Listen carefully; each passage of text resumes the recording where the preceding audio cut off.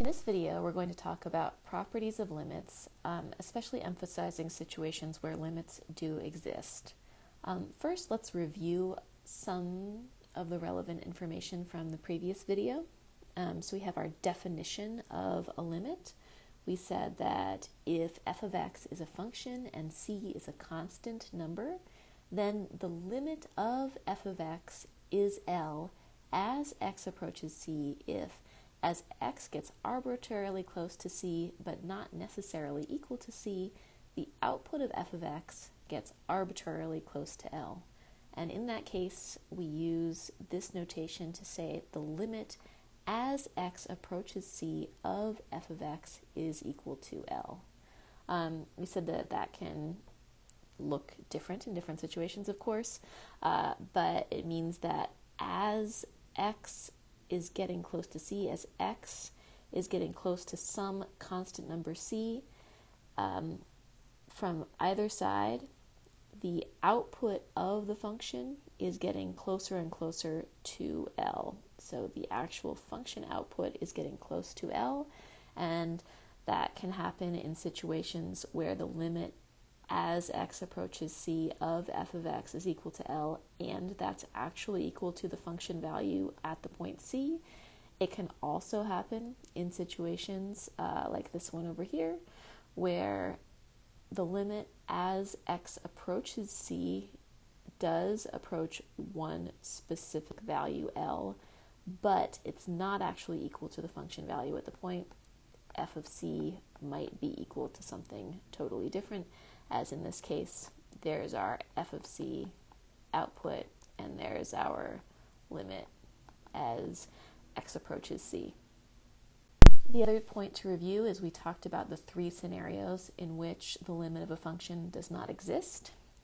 So it could be the case that f of x approaches different values of x as x approaches c from each side, or f of x approaches different output values as x approaches c from each side. So like in this situation, as x approaches 2 from the right, f of x approaches 1, whereas here as x approaches 2 from the left, f of x approaches -3. So that tells us that the limit as x approaches 2 of f of x does not exist in this point, because the output approaches different values as x approaches c from each side. Another way that the limit might not exist is if the limit grows without an upper bound as x approaches c. So here's an example of that. This is f of x equals 1 over x squared. And we see that as x gets close to 0, the limit as x goes to 0 of 1 over x squared is either infinity, or we could say that limit does not exist because it's not approaching a constant number. And finally, f of x may oscillate wildly as x approaches c. Our example of that was the function f of x equals sine of 1 over x, and we saw that the limit as x approaches 0 of sine of 1 over x does not exist because this function just gets crazy and bounces back and forth between, like all over between -1 and 1, and does not approach any single number. Okay, so now on to the new content. So we've seen situations where functions do not have limits. Let's talk about places where limits essentially behave as you'd expect. So for many functions that you work with regularly, for example, polynomials, the limit of a function as x approaches any point c will always exist. Below is a theorem about properties of limits. Basically, this theorem is saying that limits work the way that you expect them to work. So let b, c, l, and k be real numbers. So those are all finite numbers like 3 or pi or -264, not infinity or negative infinity, for example. And let n be a positive integer. Then if f and g are functions defined on an open interval I containing c with the following limits: limit as x approaches c of f of x is equal to L, and limit as x approaches c of g of x is equal to k, then the following things are true. So constants, the limit as x approaches c of the constant function b is equal to b, and so on. So go ahead and take a look at these. Maybe you want to pause the video for a moment and see if you can kind of make a little bit of sense of them. We're going to talk about some of these in depth, and I'll let you think about some of them on your own. So let's think about what those first two parts of the theorem are saying. So first of all, if b is a constant, then the limit as x approaches c of the function b is equal to b. So this might seem a little strange or abstract, but it's really pretty straightforward. So a constant function is just a very boring function. Here's the function f of x equals -2. So here b is -2. That's the constant we're talking about. And so, f of 1 is -2, f of 2 is -2, f of 3 is -2, and so on. Like whatever input we give, the output will always be -2. And so it makes quite a lot of sense to say that the limit as x approaches c of b is just b. No matter what value of c we put in, as x approaches c from either side, as x is approaching c, the output of the function f of x equals -2 is just approaching -2. So that's all that first part of the theorem is saying. The second part of the theorem is pretty straightforward as well. So this is about the identity function. The identity function is just f of x equals itself, f of x equals x. And this is saying that as x approaches c, the limit of x is just c. And that, again, totally makes sense if we pick any value c. Let's say that we have c equals, let's just say that this is 3. Because this is the identity function, that means that the output of f of x equals x is also 3. So that's the output. And as x approaches the value 3, the output of the function is also approaching the number 3. So limit as x goes to 3 of f of x is equal to 3. And this is where f of x is equal to the identity function x. Okay, let's talk about 3, 4, and 5 for a moment, those properties from the theorem above. If the limit as x goes to c of f of x is equal to a real number L, and the limit as x approaches c of g of x is equal to a real number k, then sums and differences will work. In other words, the limit as x approaches c of f of x plus g of x is just equal to the limit of f of x plus the limit of g of x. And we can kind of see that visually here with this example. So we've got our function f of x, our function g of x. I picked g of x to be kind of simple, just adding a scalar so that I could draw f of x plus g of x pretty easily.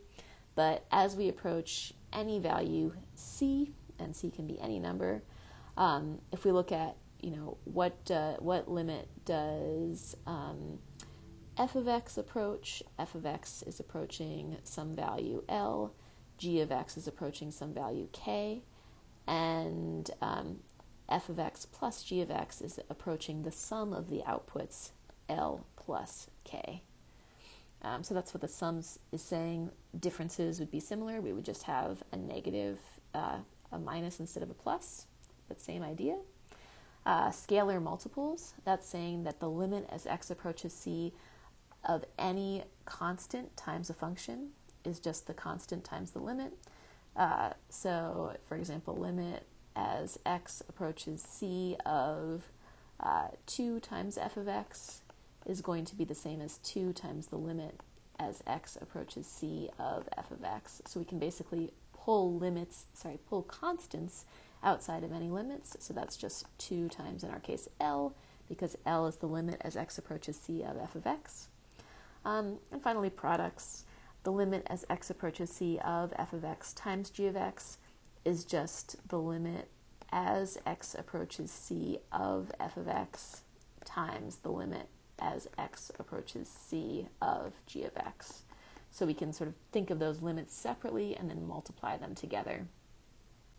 Okay, so we just thought briefly about the first 5 properties of that theorem, and let's think about an application of them to make this a little bit more straightforward. So a corollary of this is that for any polynomial f of x and any constant c, any real number c, the limit of f of x as x approaches c exists and is equal to the function value at that point. So a polynomial is just something of the form f of x equals a plus bx plus cx squared plus dx cubed plus blah, blah, blah, blah. These are all just constants. So these are constants or real numbers, and these are integer powers of x, or actually non-negative integer powers of x. So that's what a polynomial is. Like, for example, this is a polynomial, x to the third minus 2x squared plus 5. Here the constant in front is 1. Here the constant in front is -2, and here the constant in front of the constant is just 5. So that's a polynomial, and we are going to use the properties above to see why it's the case that the limit of this function does exist. So we're going to take it piece by piece. And first of all, okay, how do we know that the limit as x approaches c of 5 is 5? Well, we know that from the first property in the theorem above, that the constant function property. So if you look above, that was property number 1. What else do we know? Well, the limit as x approaches c of x cubed equals c cubed. Why is that true? Well, there was the identity function property that would tell us that the limit as x approaches c of x is equal to c. So that's one piece of this puzzle. And now we can also use property 5, which is products, to say that well, we know that the limit as x approaches c of f of x times f of x times f of x, we can just do the product of a function with itself, would be in this case the limit as x approaches c of x times x times x is each of the individual limits, which we know is c times c times c, according to what we have over here, and that's c cubed. So using those two properties together tells us that the limit as x approaches c of x cubed is c cubed. And finally, we can say, what about this? The limit as x approaches c of 2x squared is equal to 2c squared. Why is that true? Well, we can use the property 4 of constant multiple, and we can also use property 5 and property 2.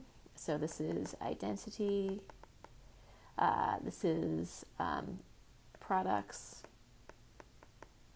and so we know that the limit as x approaches c of x is c. Using products as well tells us that the limit as x approaches c of x squared is c times c squared, and using the constant multiple rule, number 4 above, the limit as x approaches c of 2 times x squared is 2 times c squared. And finally, we can use the sum and difference rule, above, to say, okay, well, we know what the limit for each of the individual pieces are. That tells us that then the limit of the overall function is going to be the limit for the first piece minus the limit for the second piece plus the limit for the last piece. So that's part 3 of the theorem, the sum and difference rule. So as I said, this theorem is a little abstract in that basically it's saying that what you think should work does work. That Yes, for any polynomial, you can just plug in the constant, plug in the value to the function, and the limit as x approaches c of f of x will just be equal to f of c for any polynomial f of x. So part 6 of our theorem is for quotients. So if limit as x approaches c of f of x is equal to L, and limit as x approaches c of g of x is equal to k, and k is non-zero, then the limit as x approaches c of f of x over g of x is just the quotient of the limits, L divided by k. And a corollary for that is that if p of x and q of x are polynomials and q of c is not equal to c, then the limit as x approaches c of p of x over q of x is equal to p of c over q of c. One thing to note is that this is basically talking about rational functions. Rational functions are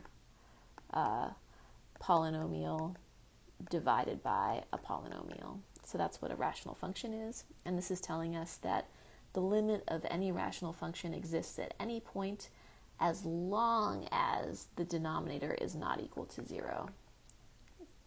So to make this a little more concrete, let's look at an example. Let's find the following limits if they exist. Let's find the limit as x approaches -1 of 4x squared minus 2x plus 3, and also the limit as x approaches 0 of 3x squared plus 4 over x cubed minus 2. So take a moment and think about those limits.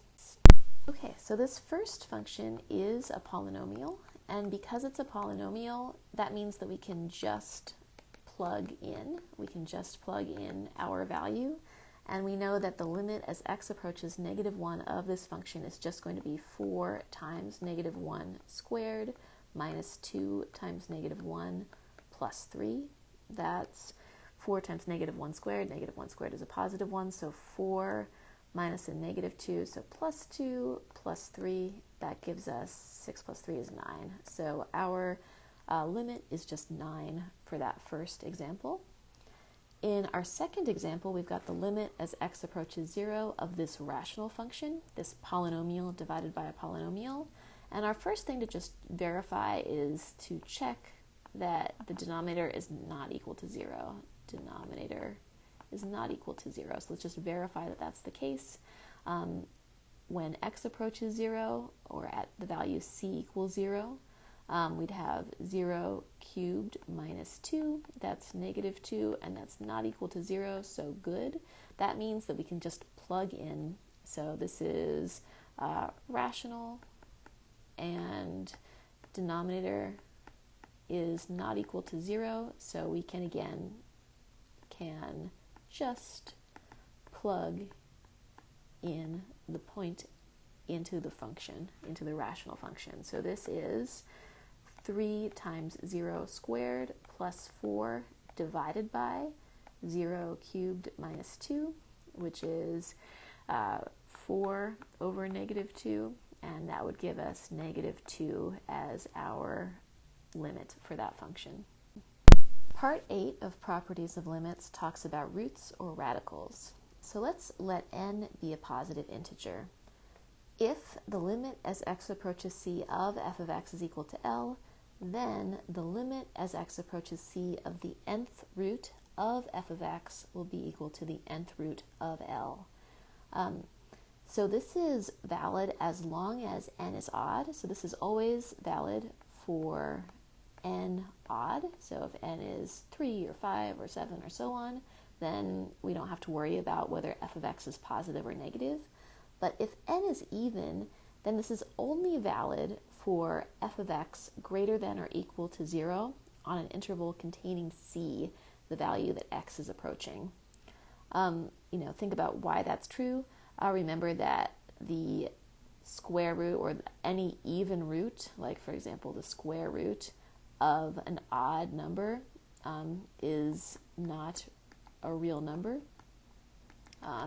We would say that's an imaginary number, I, square root of -1, and that's true for any even root, the, say, sixth root of negative 12 is also not a real number. Okay, so some things to just remember when we talk about roots.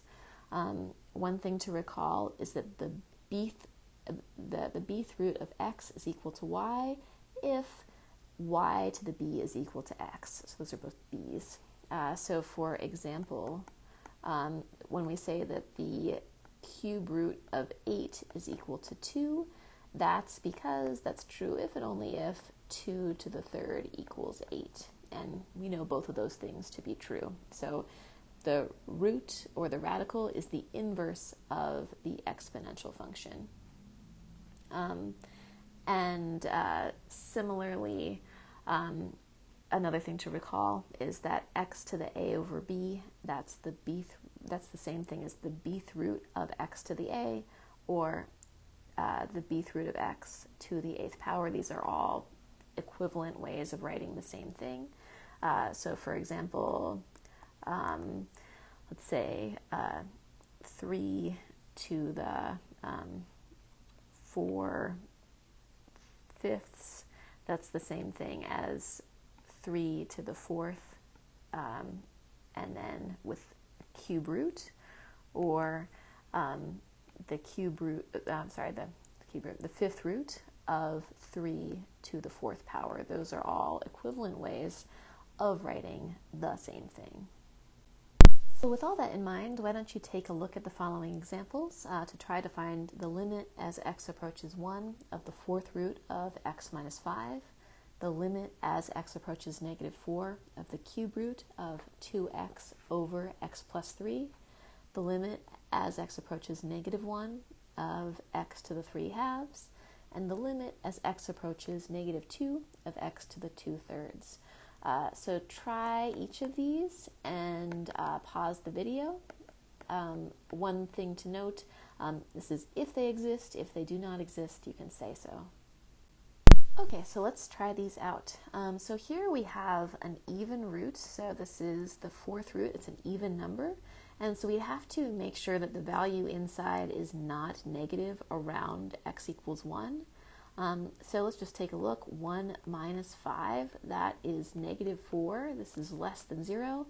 And so this limit does not exist because the limit does not approach a real number as x approaches 1. So this one does not exist. Let's look at the next one. The limit as x approaches negative 4 of this. Here we've got an odd root, and so we don't care whether or not the thing inside is going to be positive or negative.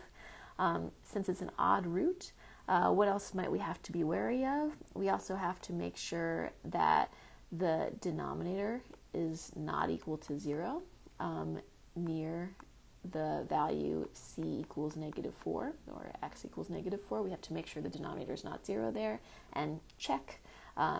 So x plus 3 at the value x equals negative 4, that's negative 4 plus 3, that's negative 1, which is not 0. So we're good. And so that means that neither of the two pitfalls with either roots or denominators of functions are going to occur here, and that means we can just plug in. So we can just plug in, and plugging in gives us the cube root of 2 times negative 4 divided by negative 4 plus 3. That gives us the cube root of negative 8 divided by negative 1. And so that's the cube root of positive 8, which is a positive 2. Note, if this had been a negative 8 on the inside, that would have also been fine. The cube root of negative 8 is negative 2. Okay, let's continue. So the limit as x approaches negative 1 of x to the 3 halves. So this is the same thing as the limit as x approaches negative 1 of x to the 3rd square rooted. Now this is an even root, so it's important that whatever is inside has to be greater than or equal to 0 as x approaches that value.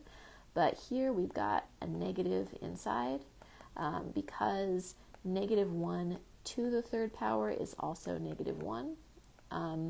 And the square root of negative 1 does not exist. So this limit does not exist because we're asked to take the square root of a negative. Finally, let's look at the limit as x approaches negative 2 of x to the 2/3. This is the same thing as the limit as x approaches negative 2 of x squared cube rooted. So this is an odd root. The radical or the root is an odd value. So that means we don't care about whether the thing inside is positive or negative. In this case, it will turn out to be a positive value because it's squared, but first of all, this is just going to work out because it's an odd root and we don't care whether the thing inside is positive or negative.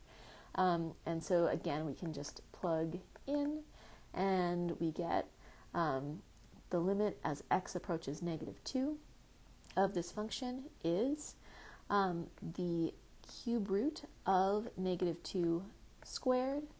That's the cube root of 4.